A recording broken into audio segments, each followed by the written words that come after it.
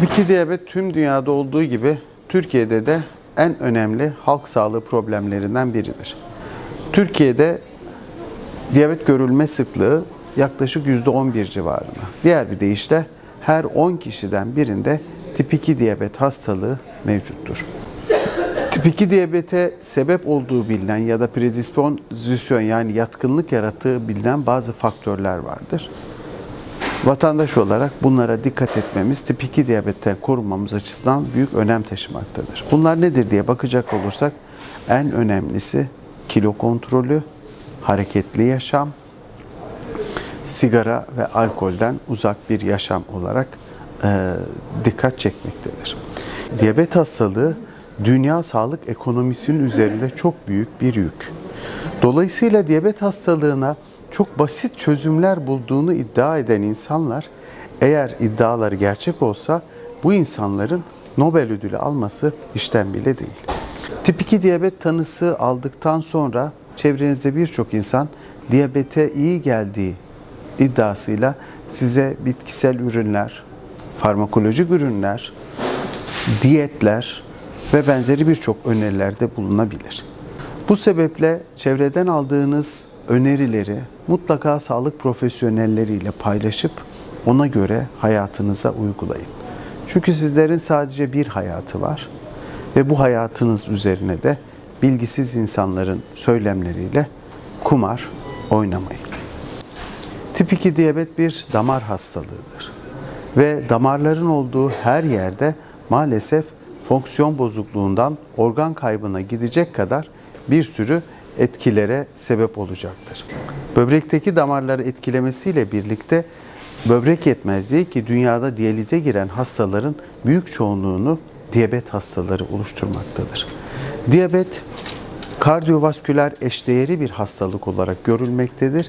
Yani kalp damar hastalıkları açısından da en büyük risk faktörünü oluşturmaktadır. Sonuç olarak tüm bu kötü senaryoların başınıza gelmemesi de mümkündür. Bunun tek yolu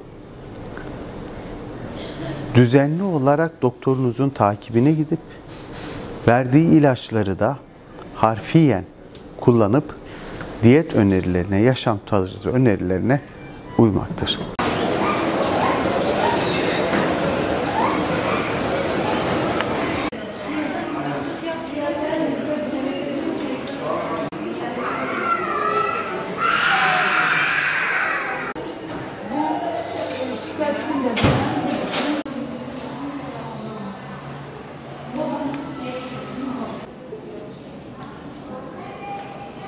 Diyabet, halk arasında şeker hastalığı olarak bilinen, kronik komplikasyonlar geliştirebilen, zamanında teşhis edilmediğinde ölümcül sonuçları olabilen bir rahatsızlıktır.